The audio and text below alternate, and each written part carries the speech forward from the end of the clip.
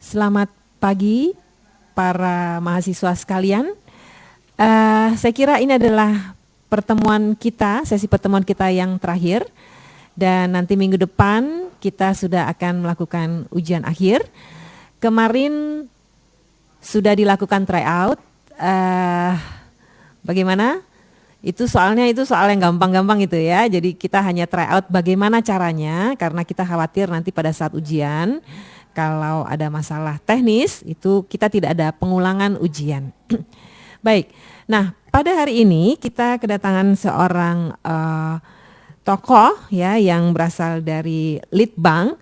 Beliau bernama Bapak Suarta Kosen. Beliau adalah Koordinator Unit Analisis Kebijakan dan Ekonomi Kesehatan Pusat Humaniora, Kebijakan Kesehatan dan Pemberdayaan Masyarakat di Litbang Depkes. Nah, pada kesempatan kali ini beliau akan berbicara tentang masalah rokok.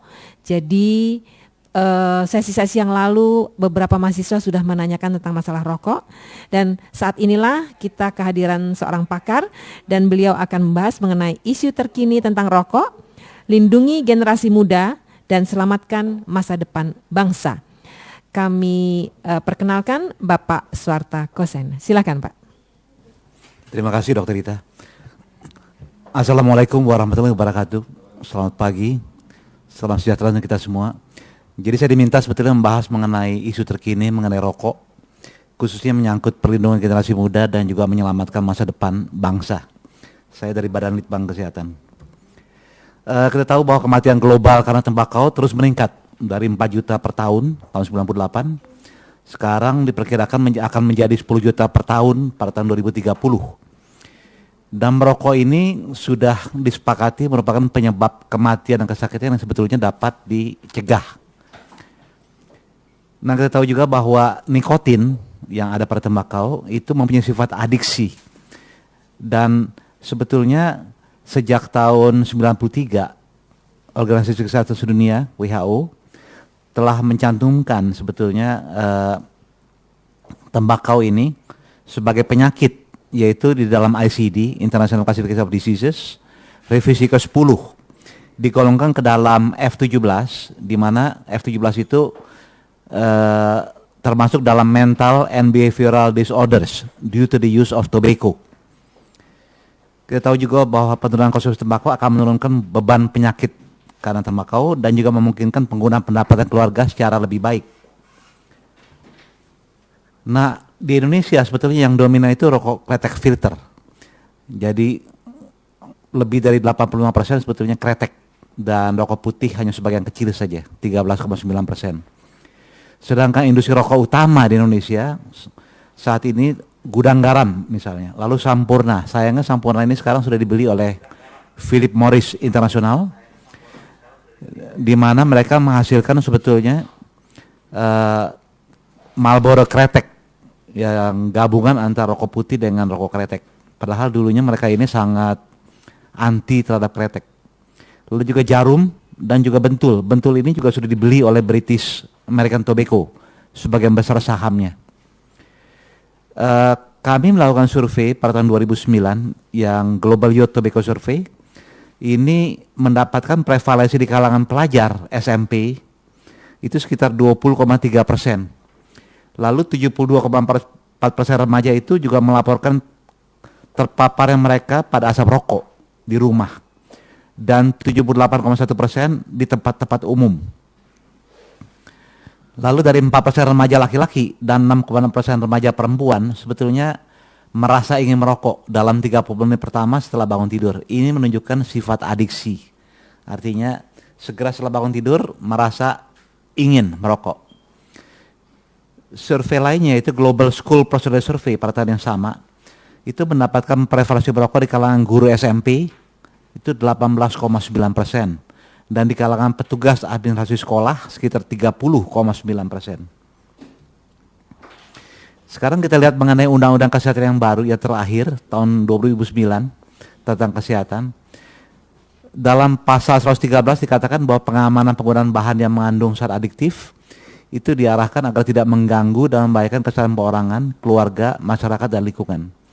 Lalu ayat 2 dikatakan Zat adiktif itu meliputi juga tembakau dan produk yang mengandung tembakau, baik padat, cairan maupun gas, yang penggunanya dapat menimbulkan kerugian bagi dirinya sendiri atau masyarakat sekelilingnya. Lalu pasal 119 sebetulnya mengatur ketentuan lebih lanjut mengenai pengembangan bahan mengandung zat adiktif. Kita tahu bahwa sebetulnya untuk zat adiktif ada undang-undang sendiri yang mengatur mengenai narkoba sebetulnya dengan peraturan pemerintah. Kalau kita lihat elastisitas harga dan konsumsi tembakau, berbagai studi empiris yang time series di Indonesia itu menunjukkan elastisitas harga antara 0,35 sampai 0,61. Artinya peningkatan harga rokok sebesar 10% akan menurunkan juga konsumsi rokok sebesar 6,1%. Ini penelitian di Fakultas Ekonomi Universitas Indonesia. Ini akan memberi petunjuk pada kita bahwa sebetulnya dengan menaikkan harga rokok itu akan menurunkan konsumsi. Lalu juga penelitian lainnya menunjukkan bahwa peningkatan pendapatan sebesar 10% akan meningkatkan juga konsumsi rokok. Ini juga sebetulnya terkait dengan peningkatan pendapatan atau GDP per kapita masyarakat Indonesia, di mana dengan meningkatnya sekarang kan lebih dari 3.000 US dollar per tahun sebetulnya, itu kita harapkan juga konsumsi akan terus meningkat, kan daya beli terus meningkat. Kecenderungan prevalensi perokok remaja sebetulnya antara tahun 95 sampai 2007 itu menunjukkan terus meningkat. Misalnya di kalangan remaja laki-laki dari 13,7% pada tahun 95, sekarang ini pada tahun 2007 itu datanya menunjukkan 37,3%. Tapi pada perempuan memang meningkatnya tidak begitu banyak ya, masih sekitar 1,6%. Dan riset kesehatan dasar pada tahun 2010 yang dilakukan oleh Badan Penelitian Pengembangan Kesehatan menunjukkan penduduk Indonesia lebih dari 15 tahun itu 34,7% merupakan perokok aktif. Dan itu terdiri dari yang merokok tiap hari 28,2% dan yang 6,5% itu merokok kadang-kadang. Nah 30,8% penduduk di pedesaan dan 25,2% penduduk di perkotaan merokok setiap hari seperti itu. Dan ini cukup banyak ya. Jumlah rata-rata rokok Indonesia per hari juga cukup tinggi, sekitar 10 batang. Dan usia mulai merokok itu ada yang di bawah 10 tahun, 1,7%. 10-14 tahun, 17,5%. Kemudian yang 15 sampai 19 tahun, 43,3%. 20,24 tahun, 14,6%. Lalu juga sebagian besar itu biasa merokok dalam rumah. Dan ini akan diperparah dengan adanya larangan merokok di tempat umum. Kami dapatkan di Sulawesi Tengah itu 90,3%. Demikian juga di Jambi. Dan ini biasanya merokok di tengah-tengah anggota keluarganya, istrinya maupun anak-anaknya. Lalu 35% perokok aktif tergolong dalam sosial ekonomi rendah, kuintil 1. Artinya tergolong mereka yang miskin. Sebetulnya kami mempunyai data terbaru yang akan di launching bulan depan, yaitu survei mengenai global adult tobacco, artinya survei di kalangan penduduk usia dewasa. Kami dapatkan sebetulnya di kalangan laki-laki dewasa sekitar 67,4% perokok aktif. Dan ini menunjukkan peningkatan dari tahun 2010 yang hanya 65,9%. Kita ini dianggap sekarang negara dengan penduduk laki-lakinya tertinggi menjadi perokok aktif. Nah kita lihat sekarang bagaimana generasi muda. Kita tahu bahwa sebetulnya generasi muda dan wanita ini bukan hanya di Indonesia, tapi berbagai negara itu merupakan target utama pemasaran industri rokok.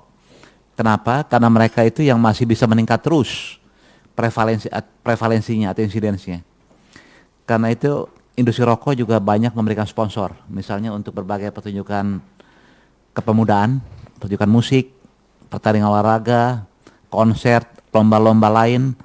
Dan ini berlangsung bukan hanya di Jakarta, tapi juga sampai ke pelosok-pelosok seluruh Indonesia. Kita dapatkan juga bahwa iklan rokok itu masih banyak terdapat di berbagai majalah yang dikelola oleh dan untuk generasi muda. Nah kalau kita lihat proporsi mulai merokok tahun 95 ke 2010, ini berbagai data yang sifatnya nasional sebetulnya. Untuk kelompok usia 10-14 tahun, itu kalau pada tahun 95 hanya 8,9%. Tapi ini terus meningkat sampai pada tahun 2010 itu menjadi 17,5%. Jadi peningkatan lebih dari 2 kali hanya dalam waktu 15 tahun ya. Dan ini sebetulnya mengkhawatirkan untuk kita semua. Kalau kita kaitkan rokok dan kemiskinan, ini berbagai paper sudah menunjukkan bahwa merokok itu memperburuk tingkat kemiskinan. Kenapa? Karena pendapatan keluarga yang terbatas pada keluarga miskin, jadinya dibelanjakan juga untuk beli tembakau, beli rokok. Lalu juga prevalensi tertinggi kami dapatkan dari perokok aktif itu di kalangan petani, nelayan dan buruh. Itu mencapai 50,3%. Artinya mereka yang sebetulnya pendapatannya juga pas-pasan selama ini. Kami dapatkan juga bahwa kuintil termiskin itu belanja tembakaunya 3 kali biaya pendidikan dan juga 4,3 kali biaya kesehatan. Artinya ini juga mereka mengutamakan belanja tembakau daripada biaya kesehatan atau pendidikan. Suatu survei pada tahun 98-2000, ini survei yang longitudinal sebetulnya ya. Membeli rokok lebih prioritas daripada membeli makanan bergizi untuk anak. Saya tahu pada tahun itu ada krisis ekonomi, artinya mereka yang biasa memberi anaknya daging maupun telur, akhirnya mengurangi pembelian daging dan telur, tapi tetap membeli rokok dalam jumlah yang sama. Nah ini, jadi kami dapatkan itu sebetulnya pengeluaran tembakau dan sirih pada rumah tangga miskin, ini data survei sosial ekonomi nasional tahun 2009, yang dilakukan oleh Biro Pusat Statistik, itu didapatkan sebetulnya pengeluaran tembakau itu 2 kali dari pengeluaran untuk beli ikan, 11 kali pengeluaran untuk beli daging, 5 kali pengeluaran untuk beli susu dan telur, 7 kali pengeluaran untuk beli buah-buahan, 6 kali pengeluaran untuk biaya pendidikan, dan 5 kali pengeluaran untuk biaya kesehatan. Jadi artinya beli rokok bisa, tapi kadang-kadang untuk berobat uangnya tidak ada, karena memang sudah dipakai untuk rokok.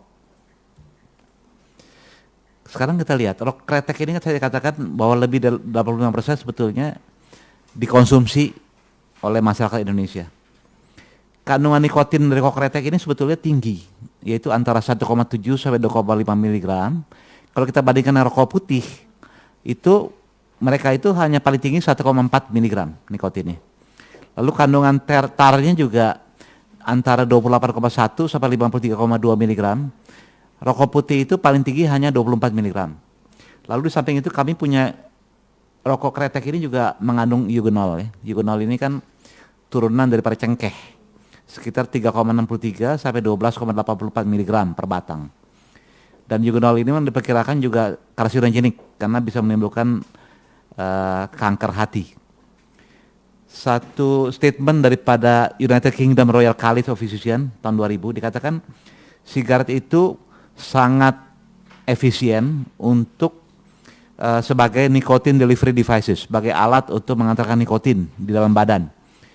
Jadi nikotin itu kan sudah terbukti mempunyai efek kepada sistem dopamin otak. Dan sistem ini sebetulnya juga sama seperti narkotik, yaitu heroin dan kokain. Jadi jalannya nikotin di dalam badan sama dengan jalannya kokain dan heroin, yaitu melalui sistem dopamin di otak. Tar ini partikel yang mudah melekat, terjadi karena hasil pembakaran tembakau dan biasanya dari berbagai jenis zat kimia. Diperkirakan ada 4.000 jenis zat kimia yang dihasilkan.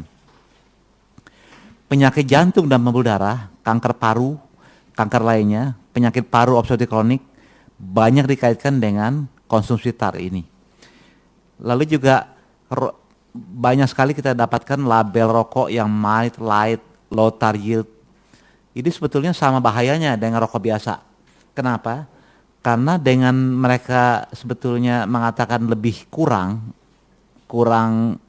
kadarnya yang dihasilkan, itu karena perokok itu biasanya sudah adiksi, mereka akan berusaha untuk memacu bertambah banyak jumlah batang supaya memenuhi kebutuhan mereka, kebutuhan adiksinya. Jadi sebetulnya beli rokok kretek yang mild, light atau low tar itu sama bahayanya, karena juga akan belinya jadi lebih banyak supaya tercapai kebutuhan adiksinya. Karbon monoksida ini merupakan 4% daripada asap rokok dan punya daya lekat yang lebih besar terhadap sel darah merah dibandingkan dengan oksigen. CO pada asap itu akan mengganti oksigen pada sel darah merah. Dan ini akan membentuk karboksihemoglobin. Jadi sebetulnya kurang baik karena dia akan mengganti oksigen pada sel darah merah. CO ini kan sama melekatnya. Rata-rata perokok aktif itu punya 2,5-13,5% COHB dibanding yang bukan perokok. Jadi sebetulnya itu menunjukkan bahwa kadar oksigen dalam badannya juga lebih kurang dibanding yang bukan perokok. CO ini juga berbahaya karena meningkatkan deposit kolesterol pada pembuluh darah arteri dan juga menurunkan kemampuan melihat dan menilai sesuatu serta mengurangi kepekaan terhadap suara. Jadi sebetulnya nggak baik untuk kesehatan. Kita lihat berbagai hasil studi epidemiologi di dalam negeri itu didapatkan bahwa risiko relatif perokok untuk kanker paru mencapai 20 kali bukan perokok. Ini studi di Rumah Sakit Persahabatan FKUI. Lalu terdapat hubungan konsisten antara kematian misalnya karena kanker paru dengan karakteristik rokok yang dihisap. Risiko akan berkurang bila berhenti merokok sebetulnya.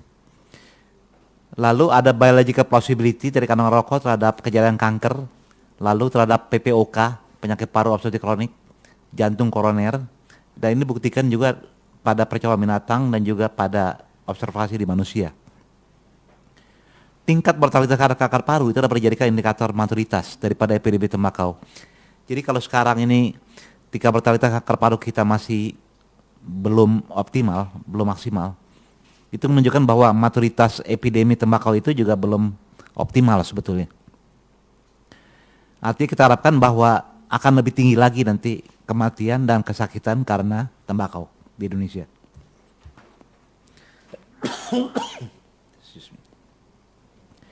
Nah kalau lihat rata-rata pendapatan keluarga untuk pembelian tembakau menurut sosial ekonomi. Jadi yang biru itu sebetulnya yang miskin, yang paling miskin. Ini persen daripada pengeluaran bulanan sebetulnya ya. Pada tahun 2005 itu didapatkan 12,5% dari pendapatan mereka dalam sebulan itu hilang hanya untuk beli rokok. Di kalangan mereka yang kaya, atau yang merah itu, yang the richest, itu 9,3% pendapatan mereka dipakai untuk beli rokok. Jadi tembakau ini tadi saya sudah sebut bahwa nomor 2 sebetulnya pengeluaran setelah padi-padian, artinya setelah beras ataupun jagung. Sekarang kita lihat beban ekonomi daripada tembakau di Indonesia. Kita bisa bagi sebetulnya antara beban langsung, itu biaya pembelian rokok atau tembakau. Biasanya juga untuk biaya pengobatan dan rehabilitasi. Jadi ini pengeluaran ekonomi langsung. Yang tidak langsung biasanya pendapatan yang hilang karena nggak bisa kerja. Misalnya karena sakit, cacat, atau kematian dini. Kalau dari perspektif ada 2 sebetulnya, yaitu dari perspektif pemerintah ini secara makro, lalu juga dari perspektif individu keluarga ini secara mikro. Kalau kita lihat pengeluaran untuk beli rokok, rata-rata konsumsi rokok itu 10 batang rokok ya pada tahun 2010. Sekarang ini meningkat hampir 12 batang per hari rata-ratanya. Pada tahun itu 10 batang rokok itu Rp600 rata-rata per batang per orang per hari. Jadi sehari itu mengeluarkan uang sekitar 6.000. Atau pengeluaran per orang per bulan 180.000. Kalau kita lihat BLT ya, yang sekarang namanya Program Keluarga Harapan atau Conditional Cash Transfer, itu untuk satu keluarga bantuannya hanya 100.000 per bulan per keluarga.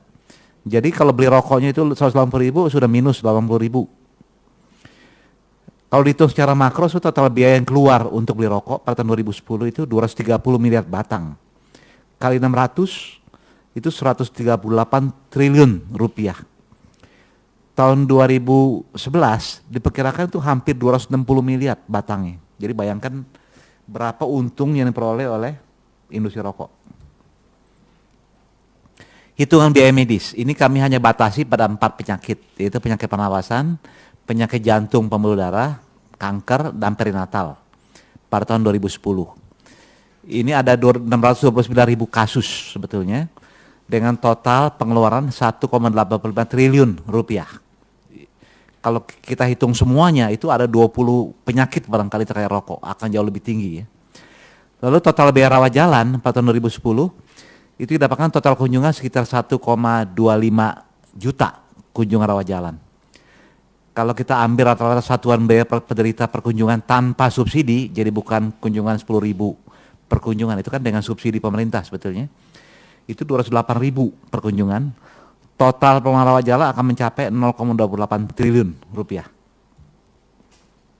Jadi kalau lihat bebannya, tahun 2010 itu ada 190.260 penduduk Indonesia yang meninggal karena penyakit tembakau.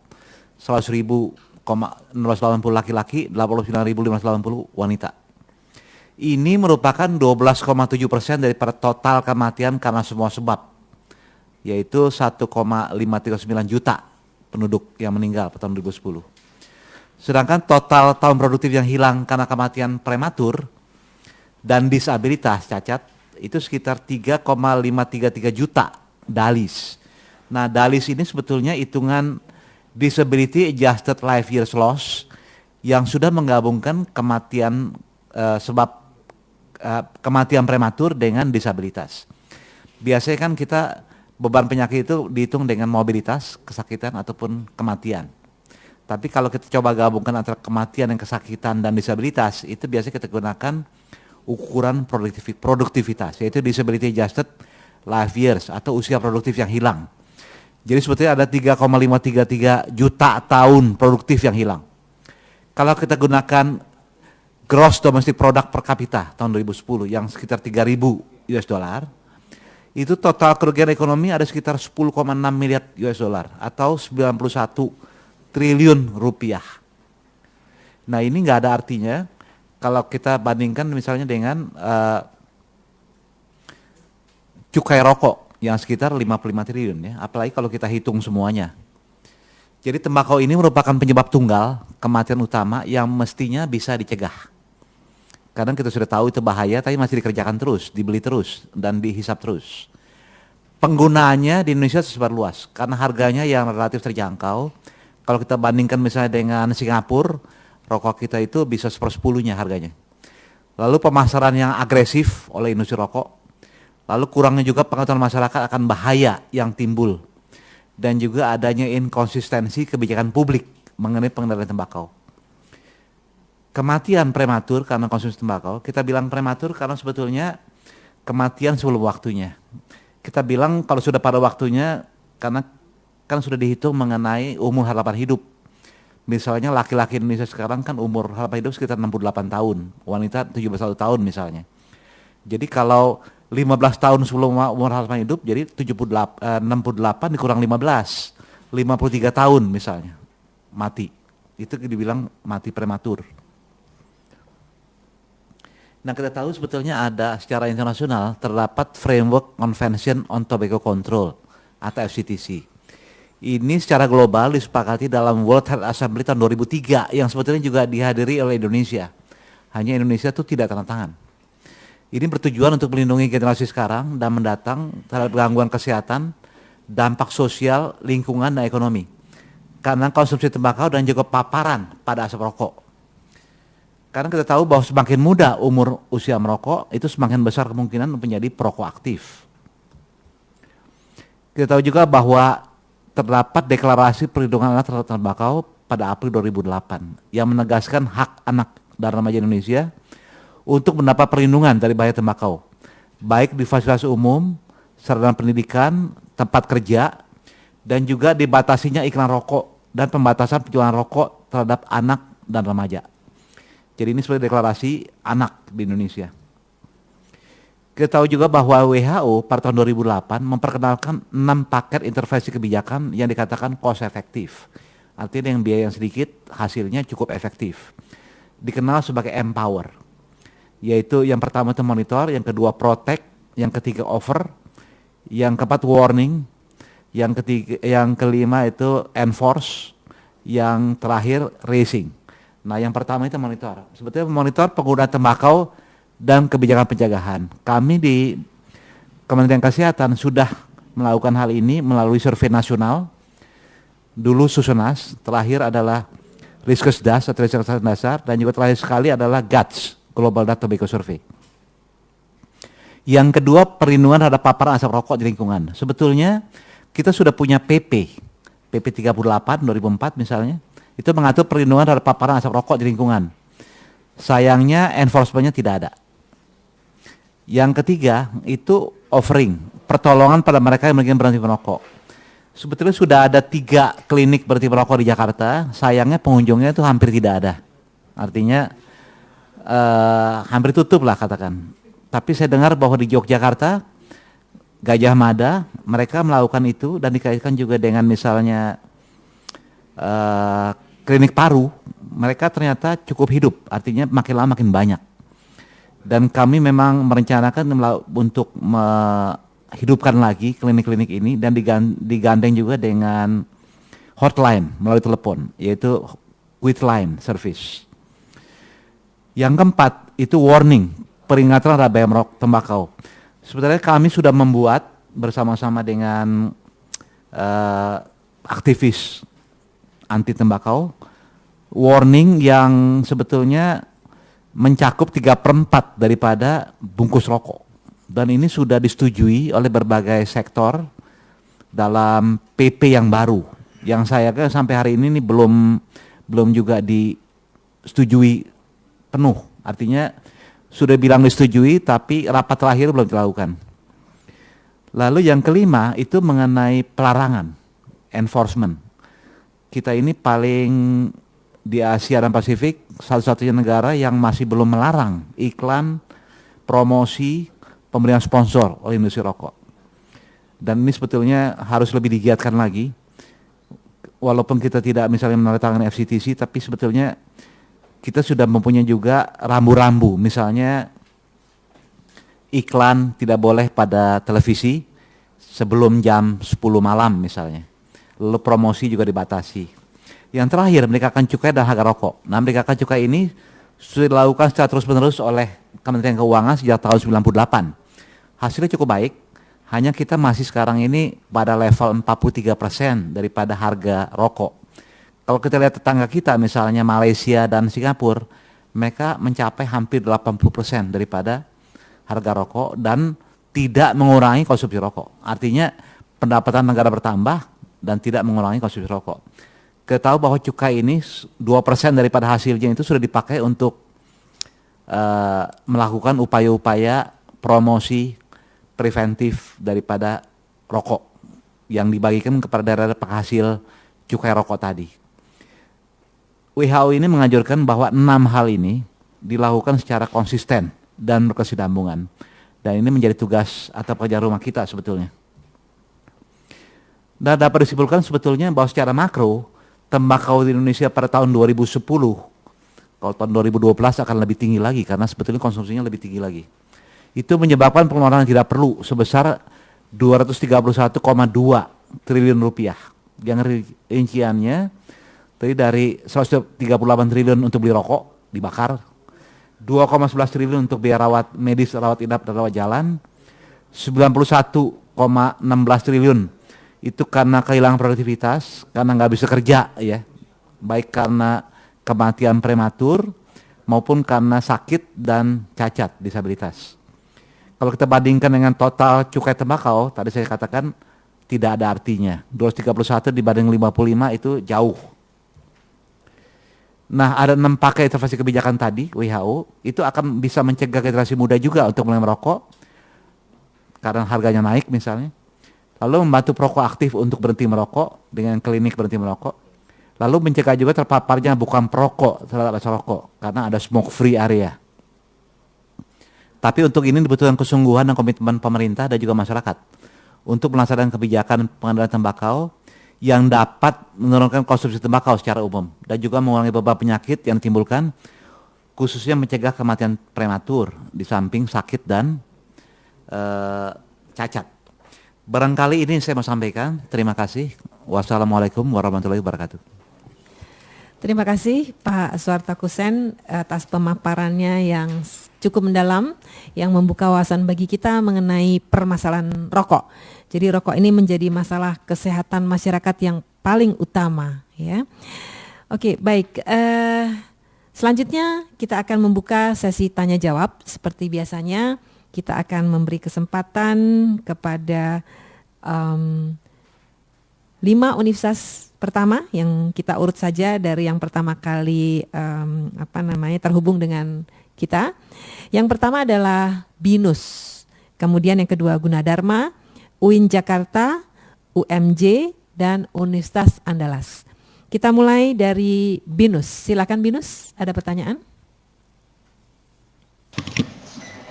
Ya, selamat pagi Bu. Saya mau nanya, apa kaitannya pemakaian rokok dengan penyakit HIV dan AIDS? Terima kasih dari BINUS. Selamat pagi. Terima kasih. Selanjutnya Gunadarma. Gunadarma.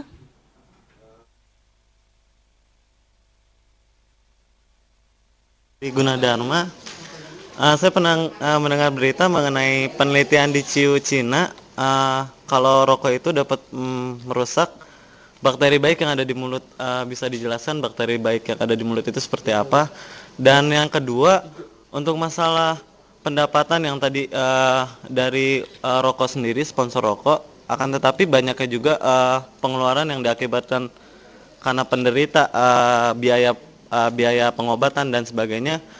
Perbandingannya ternyata nggak terlalu jauh. Nah, pada saat ini masyarakat mengetahui bahwa rokok itu mempunyai pendapatan yang lebih besar, akan tetapi pada nyatanya perbandingannya tidak terlalu besar, malah sedikit merugikan. Jadi sebaiknya pada saat info iklan ataupun seminar ataupun apapun lebih ditekankan pada suatu dari segi negatif rokok, tidak hanya dari penyakit tapi dari pendapatan pun, supaya masyarakat lebih mengerti, paham akan bahwa pendapatan dan pengeluaran itu ternyata berbanding negatif, tidak positif seperti itu. Makasih. Terima kasih Gunadarma. Berikutnya UIN Jakarta. UIN. Bagaimana perkembangan tentang rancangan undang-undang anti tembakau? Satu lagi. Ya, pertanyaannya satu lagi. Seperti kita ketahui, kalau di Malaysia atau Singapura itu di bungkus rokok itu terdapat anatomi manusia, tapi anatomi manusia yang telah mencerminkan kalau si manusia itu memiliki penyakit-penyakit yang jika dia mengkonsumsi rokok bagaimana gitu organ-organ dalamnya. Dan menurut saya itu perlu gitu ya ada di bungkus-bungkus rokok. Apakah di Indonesia mungkin diberlakukan peraturan seperti itu gitu? Iya, terima kasih. Berikutnya UMJ. UMJ.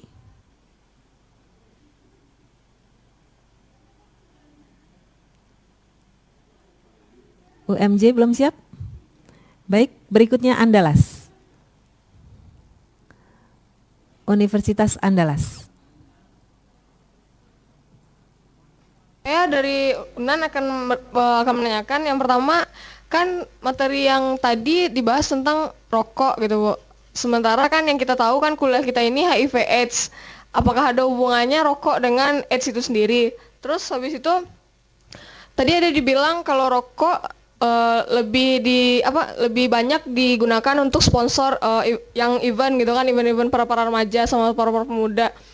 Kalau menurut saya itu wajar, karena yang saya tahu rokok biasanya kalau kita masukin sponsor, kalau kita nggak mau ngajak mereka jadi sponsor, mereka emang wah banget gitu kalau misalnya ada ajang-ajang yang mau make dia gitu buat jadi sponsor. Jadi makanya banyak para remaja itu ngambil tempat perusahaan rokok jadi sponsor gitu. Ada nggak penanggulangan dari pemerintah? Kan ya itu pertanyaan dari saya. Terus ada satu lagi Bu, pertanyaan dari teman saya. Makasih. Assalamualaikum warahmatullahi wabarakatuh. Terima kasih atas kesempatan yang telah diberikan. Saya Iksan, perwakilan dari UNAN, akan menyampaikan beberapa pertanyaan dalam hal ini. Yang pertama, yang ingin saya tanyakan yaitu pada kesepakatan FCTC yang disampaikan oleh pemateri tadi. Di sana Indonesia tidak menandatangani kesepakatan yang telah disepakati di sana. Itu menurut pemateri alasan Indonesia apa sehingga tidak menyepakati? Pertanyaan kedua, ini kita memandang rokok ini dalam dua sisi ya. Pertama, rokok ini betul membahayakan, betul merusak kesehatan, betul banyak merugikan seperti yang dipaparkan tadi. Namun di sisi lain, industri rokok ini merupakan industri yang sangat potensial bergerak di Indonesia. Karena sudah kita ketahui semuanya bahwa sangat banyak sekali pengabdian dari industri rokok ini kepada Indonesia. Seperti kita lihat ada Beasiswa Jarum, beasiswa kepada mahasiswa. Kemudian ada pula dalam bentuk olahraga. Di bulu tangkis itu ada Jarum juga, kemudian di Liga sepak bola ada pula Liga Jarum. Kemudian dari sudut pandang yang berbeda ini, bagaimana tanggapan materi? Kemudian kalau ditutup juga perusahaan rokok ini kan akan banyaknya pengangguran yang meningkat seperti itu. Kemudian alasan juga ini mengapa satu-satunya di Asia Pasifik hanya Indonesia yang belum melarang iklan merokok. Terima kasih. Ada lagi satu pertanyaan dari teman. Assalamualaikum warahmatullahi wabarakatuh. Saya punya sebuah pendapat begini. Kita tidak mungkin memberhentikan industri rokok. Tapi kalau gimana kalau pemerintah itu pemasaran rokok itu diperketat. Seperti pemasaran kondom. Seperti rokok itu hanya dijual di apotek-apotek atau tempat penjualan obat, sehingga remaja-remaja yang masih labil, anak-anak sekolah menengah itu tidak bisa untuk membeli sebuah rokok itu. Jadi pemasarannya diperkecil. Kenapa pemerintah tidak berpikiran seperti itu? Iya, terima kasih. Pertanyaan cukup banyak Pak Suata. Ya, silakan Pak. Ya, terima kasih Bu Moderator. Nah, sekarang pertanyaan pertama ya dari Binus, sejawat mahasiswa. Jadi kaitan pemakaian rokok dengan HIV/AIDS. Tadi saya katakan bahwa sebetulnya rokok ini kan mengandung nikotin. Nikotin itu sudah nyata-nyata oleh WHO tahun 93 sudah digolongkan ke dalam zat adiktif. Ya kan, sama dengan narkoba sebetulnya, karena sama juga dengan mereka melalui sistem dopamin mempengaruhi otak. Nah, kalau kita lihat HIV/AIDS ini, sebagian daripada pengidapnya itu juga terkait dengan penggunaan narkoba. Jadi sebetulnya rokok ini pintu gerbang untuk penggunaan narkoba, dan itu akan menjadi HIV/AIDS. Dan sekarang ini ternyata di Indonesia pun kenapa kita meningkat terus adalah karena penggunaan narkoba. Jadi penggunaan jarum suntik yang tidak aman, dan itu semua pintu gerbang pertamanya adalah perokok aktif. Jadi kalau kita biarkan terus anak-anak kita mulai merokok pada usia muda, nanti usia remajanya udah ngidap narkoba. Dan ini buktinya banyak sekali ya. Dari teman Gunadarma ya. Ini yang pertanyaan pertama adalah Gunadarma.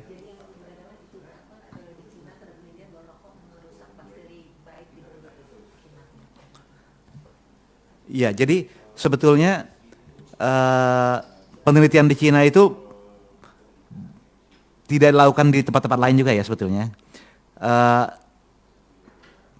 Merusak bakteri baik sebetulnya di mulut, bukan merusak bakteri yang tidak baik. Yang jelas dia itu kan tarnya itu melekat di gigi juga. Artinya secara kosmetik udah nggak baik gitu. Memang kalau misalnya kretek itu ada cengkehnya kan. Dan cengkeh itu kita tahu pada dokter gigi juga dipakai sebetulnya untuk pengobatan gigi. Cuma dalam hal ini secara umum sebetulnya tarnya itu yang dianggap merusak kesehatan gigi dan kesehatan mulut. Nah, sekarang kita lihat lagi pertanyaan berikut ya mengenai pendapatan dari sponsor. Ini sekaligus juga sebetulnya ada banyak pertanyaan menyangkut ini tadi. Memang pendapatan dari sponsor rokok itu akan besar sekali, karena memang tadi saya katakan bahwa dia itu diam-diam dapat dari jual rokok aja udah 140 triliun mungkin. Jadi mereka itu memang sanggup mensponsori itu semua, dan di kita ini memang masih belum ada aturan yang melarang. Kalau kita lihat hampir semua negara, sekarang ada 184 negara yang menandatangani dan juga mengaksesi FCTC. Itu semua sudah menghilangkan itu sponsor maupun iklan daripada rokok. Nah, untuk kita sebetulnya sudah diusahakan untuk mengganti. Memang kita ini nggak sanggup. Seperti misalnya Komnas Rokok itu mencoba mengganti, jangan pilih sponsor dari rokok, tapi kita akan bantu dengan sponsor dari Komnas Penanggulangan Merokok, iya kan? Cuma besarnya memang tidak akan sama. Lalu juga kemarin ingat kan pada waktu SEA Games di Palembang, kami itu protes kepada penyelenggara supaya jangan mengambil sponsor dari perusahaan rokok, dan itu diikuti. Artinya SEA Games itu bebas dari sponsor rokok. Nah, ini semua sebetulnya memang membutuhkan keberanian, dan juga sebetulnya mungkin juga memang hilang sebagian sponsor itu, pendapatan dari sponsor itu. Tapi kalau kita lihat tadi ya, sebetulnya iklan-iklan rokok itu kan memang menyesatkan, seperti Glamor dan sebagainya. Mereka tidak pernah menyebut bahwa dia menyebabkan sakit, ya kan? Lalu juga tidak pernah menyebut bahwa orang miskin itu pendapatannya hilang untuk beli rokok, mengutamakan rokok itu. Lalu yang UIN ya, teman dari UIN mengatakan bagaimana mengenai RUU anti tembakau. RUU anti tembakau yang disusun pertama itu memang sudah grounded, artinya sudah dipeti eskan. Tapi kami sebetulnya menyusun peraturan pemerintah sebagai lanjutan dari Undang-Undang Kesehatan, Undang-Undang 36 tahun 2009, di mana di situ tadi saya katakan dimuat juga bahwa rokok itu nikotinnya itu termasuk zat adiktif.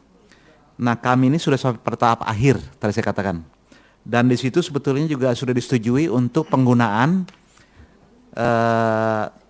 grafik warning, jadi gambar daripada anatomi yang sudah rusak atau yang sudah terkena penyakit karena rokok, misalnya kanker paru ataupun kanker mulut dan juga lain-lain. Ada banyak di situ sebetulnya, dan juga disepakati bahwa warning itu nanti akan rotasi, jadi bukan satu. Kalau sekarang kan warning ini hanya satu, jadi rokok berbahaya untuk wanita hamil, menyerang kanker dan sebagainya. Dan ternyata kalau satu itu menjadi trademark, malah dipakai oleh industri rokok untuk menunjukkan bahwa ini loh rokok. Jadi kalau kita misalnya turun di Juanda, Surabaya, itu besar sekali warningnya, itu mungkin ada 40 meter barangkali, tapi di bawahnya jualan rokok, industri rokok. Nah, itu yang kami mau coba hilangkan. Jadi sebetulnya memang tidak lagi pakai undang-undang, tapi akan PP, dan PP ini turunan daripada undang-undang kesehatan. Jadi memang kalau kita lihat di Malaysia dan Singapura, mereka itu 2/3 daripada bungkus rokoknya itu penuh dengan gambar. Itu yang kami inginkan sebetulnya. Dan gambar bukan hanya satu, tapi banyak. Kalau bisa rotasi juga gambarnya tiap 3 bulan. Untuk teman dari Andalas, tadi saya sudah jawab sebetulnya ya. Kenapa materi rokok kaitannya dengan HIV/AIDS? Karena rokok itu gerbang pertama untuk menuju ke adiksi. Dan adiksi itu kita sudah tahu bahwa adiksi narkoba itu sekarang penyebab utama dari meningkatnya terus HIV/AIDS di Indonesia. Jadi bukan lagi karena hubungan seksual, pelacuran dan sebagainya, tapi lebih banyak karena narkoba. Nah, mengenai sponsorship ya, kita tahu memang ini kita tahu dulu juga di istana kan 17 Agustus perusahaan rokok juga membagikan rokok. Mereka mensponsori juga. Sekarang ini sudah tidak ada itu. Kita tahu juga bahwa sebetulnya bisa juga kita dapatkan sponsor lain. Contoh ya, sebetulnya kan Pemda dulu kan mengandalkan pada billboard rokok. Sekarang ini kalau dihitung billboard rokok itu kalah oleh billboardnya telekomunikasi, HP dan sebagainya itu. Lebih banyak sekarang katanya yang nomor 1 malah telekomunikasi itu. Jadi iklan mereka yang billboard itu lebih banyak.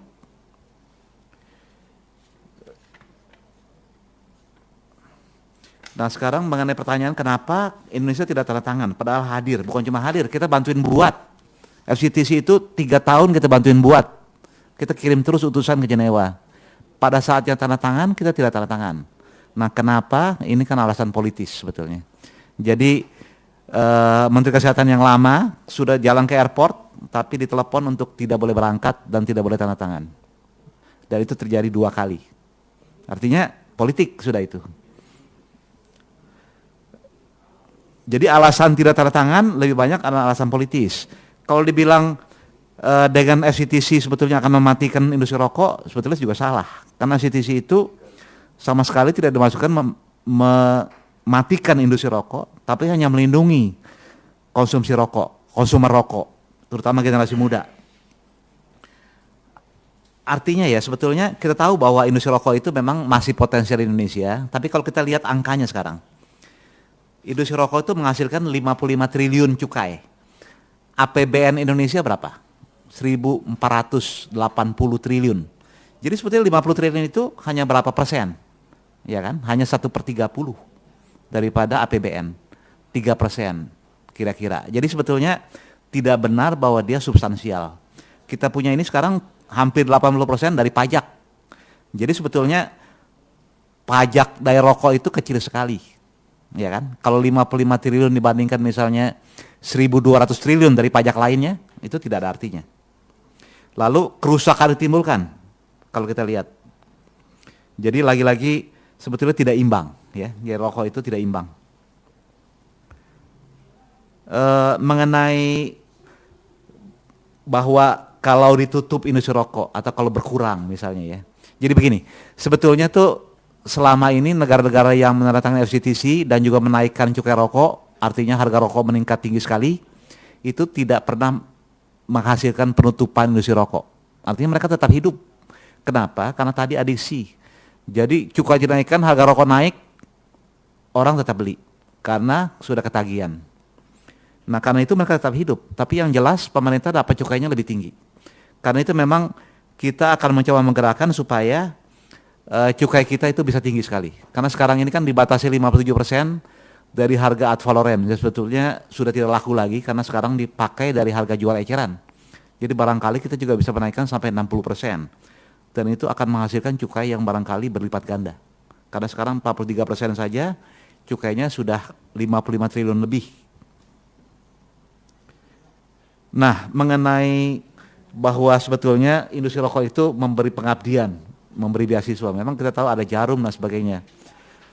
Ini sudah taktik lama yang secara internasional sudah dikenali. Kalau kita baca dokumen-dokumen industri rokok secara internasional, memang mereka itu bagian strategi mereka untuk membuat image yang cukup baik daripada mereka supaya mereka bisa bekerja terus, menjual terus rokoknya tanpa atau dengan mengabaikan efek negatif yang ditimbulkan.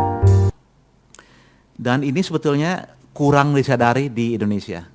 Kalau kita lihat misalnya, memang muka bagus ini dengan memberi beasiswa, ya kan, Jarum, Sampurna dan sebagainya. Tapi di balik itu kan sebetulnya mereka membawa simbol industri rokok mereka. Dan ini memang barangkali kita harus tanganin dengan lebih serius di masa depan.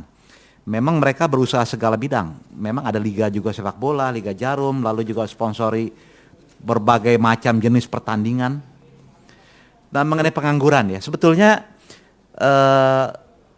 pekerja yang bekerja di industri rokok itu tidak mencapai 1% daripada keseluruhan pekerja di Indonesia. Kenapa? Karena sebagian besar daripada mereka sudah mekanik, sudah pakai mesin, industrinya sudah modern, bukan pakai tangan. Yang linting itu sebagian kecil, kita tahu yang linting itu kan buruh linting itu sebagian besar wanita dan digajinya juga di bawah upah minimum. Dan ini sebetulnya yang kita harus soroti terus. Ada berbagai kajian sekarang juga sedang dilakukan untuk melihat sebetulnya bagaimana kondisi tersebut dan bagaimana nantinya di masa depan. Nah, kenapa belum melarang iklan rokok? Karena memang undang-undangnya belum mengatakan demikian. Misalnya di elektronik, kita sebetulnya hanya membatasi setelah jam 10 malam. Lalu misalnya di luar ruang belum ada undang-undang yang melarang. Di media cetak juga belum dilarang. Tapi nanti misalnya kalau sudah PP-nya ada, kita akan coba melakukan lebih ketat. Karena sekarang ini banyak pelanggaran terjadi sebetulnya. Mengenai usul untuk pemasaran rokok ya diperketat. Memang undang-undang yang baru ini kita coba juga memasukkan bahwa sebetulnya anak kecil nggak boleh jualan rokok. Artinya di bawah 15 tahun kalau bisa tidak jualan rokok. Dan juga tidak beli rokok kalau bisa. Tapi nanti itu enforcement-nya akan sulit juga di kita. Karena di berbagai tempat, khususnya di luar Jakarta, di daerah-daerah itu masih banyak anak di bawah 10 tahun masih jualan rokok. Dan menawarkan kemana-mana itu. Kalau ditaruh di apotek memang betul ya, tapi apotek itu kan terbatas juga ya sebetulnya. Mereka kan memasarkan rokok itu di mana-mana. Malah sebetulnya kenapa remaja bisa beli rokok? Kalau kita lihat pemasaran industri rokok di Indonesia, 60% itu batangan jualannya. Yang sebetulnya di negara lain sudah dilarang. Di FCTC itu dilarang kalau jualnya bukan bungkus. Nah, kalau jualnya cuma 2 batang, 3 batang di dalam plastik, itu jadi orang jadi mampu beli. Kalau kita lihat supir mikrolet juga begitu. Supir angkot juga begitu, belinya 3 batang gitu. Tapi nanti beli lagi 3 batang lagi. Jadi memang pemasaran rokok ini juga harus ditangani di masa depan dengan melarang juga jual eceran yang batangan sebetulnya. Ya, terima kasih Pak Suarta Kosen. Selanjutnya kami beri kesempatan pada 5 universitas berikutnya akan saya sebutkan. Universitas Hasanuddin, Mula Warman, Udayana, Samratulangi, dan USU. Kita mulai dari Universitas Hasanuddin. Silakan.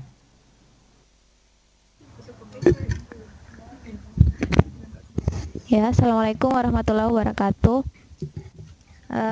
Ya, kita sering dengar bahwa ada perokok aktif dan perokok pasif, dan kita sering mendengar bahwa perokok pasif itu lebih beresiko daripada perokok aktif. Dan ada beberapa penelitian tentang akibat dari keterpaparan asap rokok, salah satunya yaitu kejadian BBLR. Bagaimana menanggapi hal ini, karena dengan adanya pernyataan seperti ini, para perokok aktif menyatakan bahwa lebih baik menjadi perokok aktif daripada tidak merokok sama sekali, karena perokok pasif lebih beresiko. Kemudian yang kedua, kita masih banyak melihat bahwa tenaga kesehatan seperti dokter itu masih merokok, padahal mereka sebenarnya ini memiliki pengetahuan yang cukup baik tentang bahaya tentang rokok ini. Bagaimana tanggapan Bapak tentang ini? Terima kasih. Terima kasih Unhas. Selanjutnya Mula Warman. Universitas Mula Warman. Ya, untuk kali ini tidak ada pertanyaan. Terima kasih. Lanjut Universitas Udayana. Udayana, Denpasar.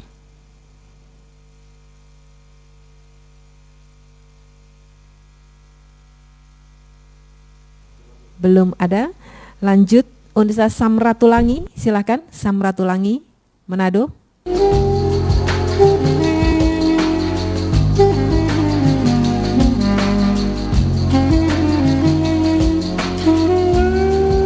Samratulangi?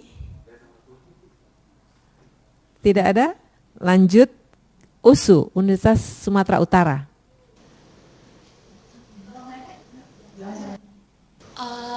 Tidak ada, Bu. Terima kasih USU. Kami panggilkan UMJ tadi yang belum. UMJ, apakah ada pertanyaan? Tidak ada. Oke, baik Pak Suarta. Kita jawab dulu mengenai perokok pasif dan aktif. Silakan. Terima kasih. Jadi untuk rekan dari Hasanuddin, jadi sebetulnya perokok aktif dan pasif itu sama bahayanya. Tidak benar bahwa perokok aktif itu kurang berbahaya dibanding perokok pasif. Berbagai penelitian menunjukkan hal yang sama sebetulnya. Malah sebetulnya perokok aktif itu kalau cara menghisapnya lebih dalam, dia tentu akan mendapat akibat lebih banyak. Nah, berbagai penelitian menunjukkan asap rokok itu banyak akibatnya. Sama, artinya bisa menyebabkan juga PPOK, bisa menyebabkan juga kanker paru dan sebagainya, termasuk BBLR. Nah, artinya kami itu untuk mengatasi hal ini memang mencoba melakukan smoke free area. Kita tahu kan bahwa sekarang ini ada 22 kabupaten kota barangkali yang mempermaklumkan tempat-tempat umum mereka itu harus bebas asap rokok. Dan ini diatur dengan perda masing-masing.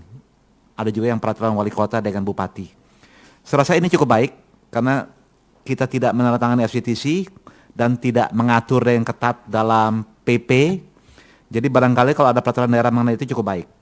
Hanya sayangnya data kita menunjukkan masyarakat yang perokok aktif ini senang merokok di dalam rumah, di tengah-tengah istrinya, anaknya yang masih kecil. Dan ini cukup berbahaya sebetulnya. Tadi saya tunjukkan datanya kan seperti Jambi itu, Gorontalo itu bisa 90% merokoknya dalam rumah. Jadi bukan di luar rumah, dia merokok dalam rumah. Nah ini sebetulnya juga yang kita harus sadari dan harus usahakan tidak terjadi. Karena dalam rumah itu risiko untuk terpapar pada second hand smoke, artinya secara pasif, itu lebih tinggi tentunya. Nah mengenai tenaga kesehatan ya, benar bahwa sebetulnya sebagian dokter kita masih merokok, sebagian tenaga kesehatan masih merokok. Ini bukan di Indonesia saja. Penelitian di Inggris juga sama, karena itu penelitian pertama mengenai rokok menyebabkan kanker paru itu dilakukan di antara dokter-dokter di Inggris. Nah, tapi sekarang ini kan makin lama sebetulnya makin berkurang karena mereka makin menyadari. Tadi saya katakan dokter juga manusia tuh, jadi karena sifat adiktif rokok dia juga susah berhenti merokok. Karena itu memang kita harus menggalakkan counseling untuk berhenti merokok dan juga upaya untuk mendirikan lagi quit line service maupun juga klinik berhenti merokok. Barangkali ini. Terima kasih. Selanjutnya kami panggilkan yang berikutnya adalah IPB, UNR, UKI, UNCEN, dan UNSRAT. IPB ada 2 ya, IPB 1. IPB 1.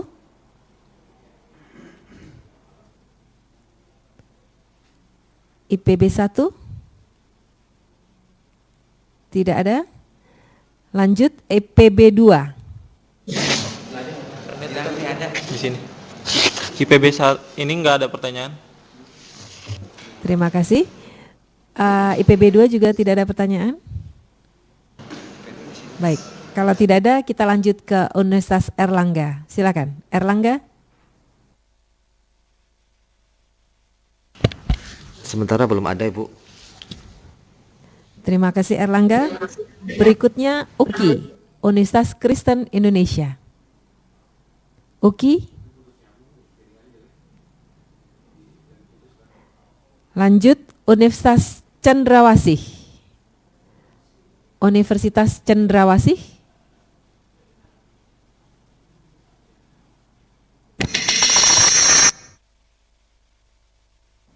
Silakan Uncen.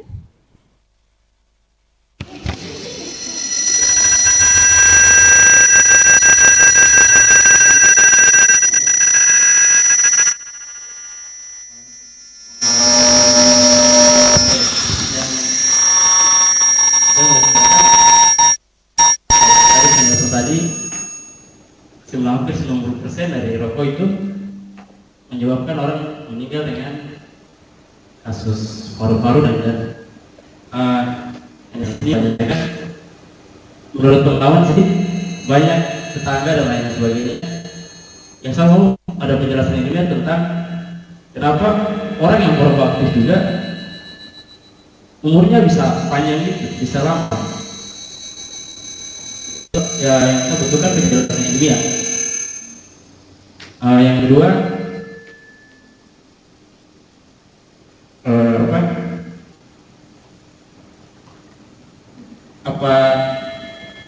apa soal tentang pabrik rokok ini ya, kalau apakah ada rokok yang mengandung tar lebih sedikit, kandungan tarnya lebih aman untuk dikonsumsi, karena kita lihat ada anjuran untuk dari kesehatan untuk tidak merokok, tapi di sisi lain juga pabrik mengharapkan keuntungan dari penjualan rokok.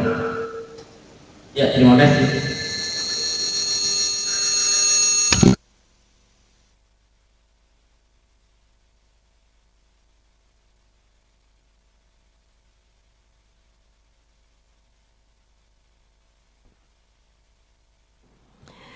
Oke, berikutnya kami panggilkan Universitas UNSRAT.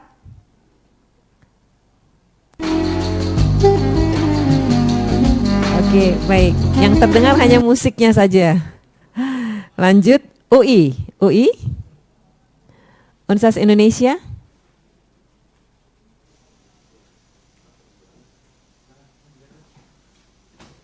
Belum ada? Oke, kalau belum ada, kami ulangi untuk memberikan kesempatan terakhir pada Mula Warman. Universitas Mula Warman? Tidak ada. Udayana? USU? Terus Silakan USU. Udayana, Udayana, Ibu. Ya, silakan. Baik, saya Putri dari Udayana. Saya ingin menanyakan satu, ada kemarin kami dapat menerima sebuah PP ya namanya peraturan baru yang ditujukan ke rektor. Dalam peraturan itu ada sudah ditandatangani dengan rektor kita, itu ada tentang pelarangan iklan rokok yang masuk ke universitas atau perguruan tinggi maupun sekolah menengah umum ataupun sekolah menengah pertama. Dan juga ada undang-undang dilarang untuk beasiswa dari perusahaan rokok.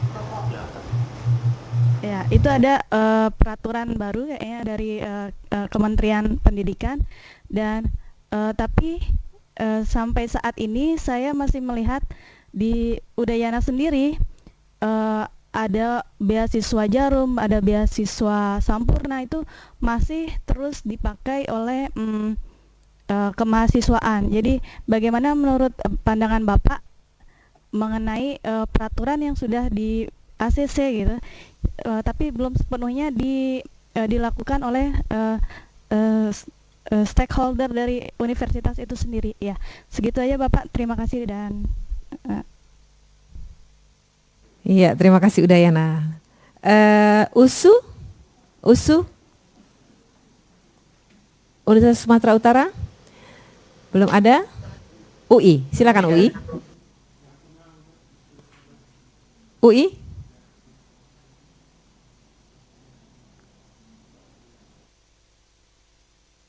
Belum terdengar suaranya.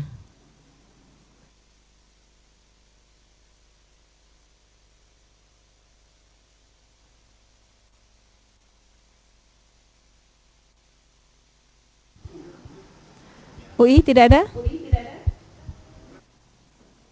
Pertanyaan Ibu.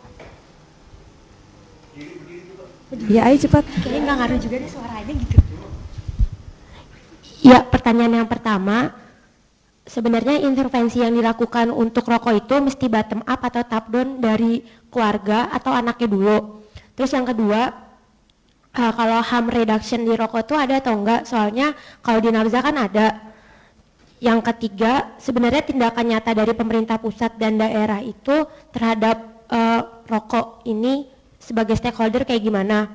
Yang keempat, metode apa yang paling signifikan untuk mencegah pembudidayaan rokok dalam masyarakat di Indonesia? Yang kelima, kenapa sih unsur punishment yang ada di Indonesia itu nggak dipakai untuk rokok?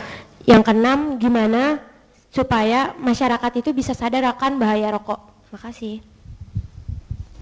Baik, banyak sekali, ada 6 pertanyaan. Silakan Pak Suarta, kita mulai dari Uncen dulu. Terima kasih untuk teman dari Uncen ya. Pertanyaannya kenapa perokok itu berumur panjang? Itu yang pertama ya. Jadi sebetulnya tuh yang umur panjang itu kan cuma kasus. Misalnya Deng Xiaoping katanya merokoknya 5 bungkus sehari tapi umurnya 101 tahun. Tapi itu hanya satu. Kalau kita lihat statistik, itu rata-rata berkurang umur 15 tahun, bukan tambah umurnya. Jadi sebetulnya kita nggak bisa lihat kasus ya, kita harus lihat statistik. Artinya penelitian dengan statistik yang robust, yang bagus, yang baik metodenya. Dan itu menunjukkan bahwa perokok itu semuanya umurnya pendek. Lalu dikatakan kita ini tiap tahun sekitar 4 juta meninggalkan merokok. Dan itu akan bertambah terus sampai 10 juta mungkin tahun 2030. Jadi sebetulnya salah itu persepsi bahwa perokok itu berumur panjang. Dan yang kedua itu pertanyaannya kenapa penjualan rokok itu untung gitu? Oh iya, tentu ini kan sama seperti dagang apa saja kan. Jual rokok kan memang tentu memberi keuntungan pada penjualnya ya. Tapi untung terbesar sebetulnya kan pada produsennya, industrinya. Karena itu dapat untung paling banyak sebetulnya. Yang lain-lain kan cuma dapat untung dari nilai tambah. Artinya kalau jual di Jayapura barangkali harga rokok sedikit lebih mahal daripada jual di Jakarta. Dan itu menjadi keuntungan penjualan rokok daripada penjualnya. Tapi kalau kita lihat ya, industri itu karena dia memang dapatnya sekian triliun, 5 dari 10 orang terkaya di dunia itu kan dari perusahaan rokok di Indonesia. Jadi memang tidak heran kalau untung yang mereka dapat besar sekali. Dan ini juga ditunjukkan dengan kalau kita naikkan cukai rokok, itu harganya di pasar bisa tetap karena diserap oleh produksi rokok. Jadi naikkan cukainya, tapi kenaikan itu dia ambil oleh industri rokok. Artinya apa? Artinya untung mereka memang besar sekali dan mereka sanggup untuk itu. Pertanyaan berikut sebetulnya dari teman di Udayana. Nah, saya tuh belum dengar tuh bahwa ada edaran dari Dignas. Tapi kalau betul ada, memang ini seharusnya dilakukan ya. Jadi memang adalah taktik industri rokok untuk mempunyai wajah lain dengan menyediakan beasiswa supaya wajahnya terlihat bagus kan. Nah, memang ini akan coba diatur dalam PP yang nanti akan diundangkan peraturan pemerintah ya mengenai beasiswa ini. Jadi beasiswa sponsorship juga akan dilarang. Tentu kalau sudah ada undang-undangnya sebaiknya di-enforce memang. Jadi sekarang ini kan mereka berusaha. Kalau kita baca koran juga beberapa universitas negeri itu meresmikan bantuan gedung dari industri rokok. Ya kan? Tapi sekarang kan belum ada undang-undangnya, belum dipermaklumkan itu. PP yang dulu juga tidak memuat hal itu sebetulnya secara jelas. Teman dari UI ya. Teman dari UI ini cukup banyak ya. Yang pertama, bagaimana intervensi mulai dari keluarga. Memang itu yang kami harapkan sebetulnya. Artinya dengan berbagai counseling dan juga penyuluhan kesehatan di tingkat keluarga, kami harapkan itu akan bisa membawa anak-anaknya itu nggak mudah terpengaruh misalnya. Sekarang ini kan pengaruh daripada peer teman-teman sebaya itu yang membahayakan bahwa remaja kita akhirnya jadi perokok. Malah kalau kita baca misalnya hari itu anak umur 3 tahun merokok, itu karena bapaknya itu menganjurkan atau bapaknya bangga kalau anaknya merokok. Mengenai harm reduction sebetulnya sama ya dengan narkoba, cuma memang kita belum galakan saja bahwa sebetulnya merokok ini kan bahayanya besar sekali. Artinya hampir pasti sesudah merokok sekian puluh tahun akan menimbulkan penyakit. Kalau enggak stroke, jantung, kalau enggak kanker paru dan sebagainya. Jadi jelas bahwa kita memang harus melakukan hal ini. Nah, tindakan Pemda, memang sekarang ini banyak Pemda mulai menyadari, karena itu mereka mencoba membuat peraturan daerah. Karena peraturan pusat ini nggak keluar-keluar, undang-undang juga nggak pernah ada, jadinya Pemda ini membuat sendiri undang-undangnya. Khususnya menyangkut perlindungan dari polusi asap rokok maupun smoke free area, artinya kawasan bebas asap rokok. Tapi kan kita tahu bahwa misalnya tempat umum itu selama ini sebetulnya sudah dianjurkan, tapi belum di-enforce dengan baik.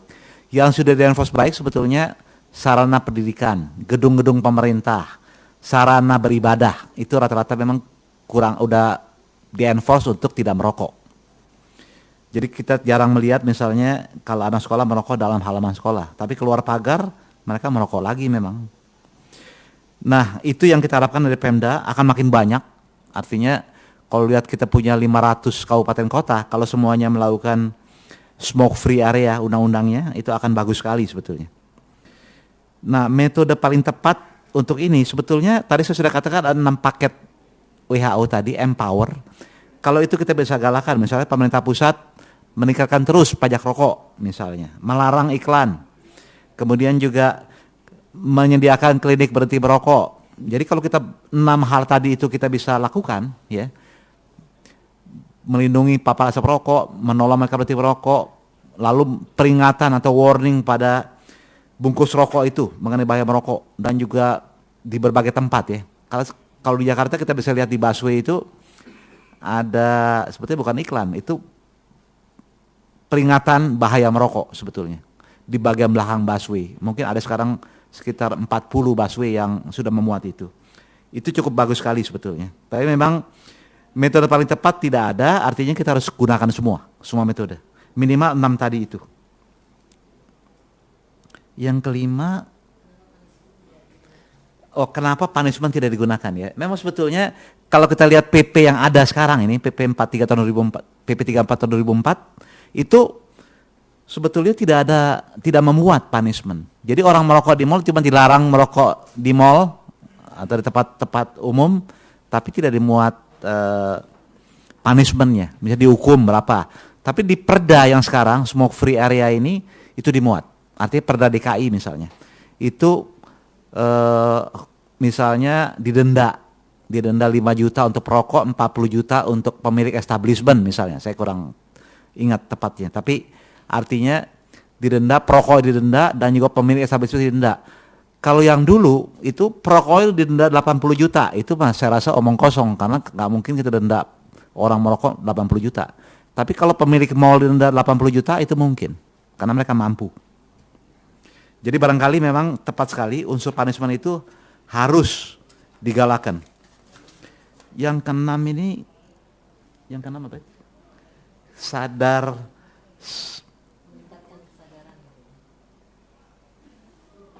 Iya, bahwa sebetulnya memang upaya-upaya promotif preventif harus digalakan ya, dan caranya banyak sebetulnya. Karena itu memang yang pertama ini upaya membujuk untuk menjadi perokok pertama, ya, perokok pemula, dan juga untuk kita harus terus giatkan di samping kita upayakan pertolongan pada mereka yang ingin berhenti merokok. Tadi saya sudah katakan di kalangan remaja saja itu 50% katakan ingin berhenti merokok, sayangnya fasilitasnya nggak ada. Nanti kami akan keluarkan di bulan depan itu hasil terakhir dari Global Data Tobacco Survey. Hasilnya lebih juga mengagetkan sebetulnya. Barangkali ini, terima kasih. Terima kasih Pak Suharto Kosen. Demikian para mahasiswa sekalian, saya akan sedikit merangkum. Jadi tadi kaitan rokok dan HIV, mungkin Anda sekalian bisa merefer ke model pada mata ajaran yang saya sampaikan, bahwa perilaku antara lain merokok dan alkohol itu adalah jembatan tol itu menuju perilaku berisiko untuk HIV, yaitu seks dan drugs. Ya, mungkin bisa dilihat lagi.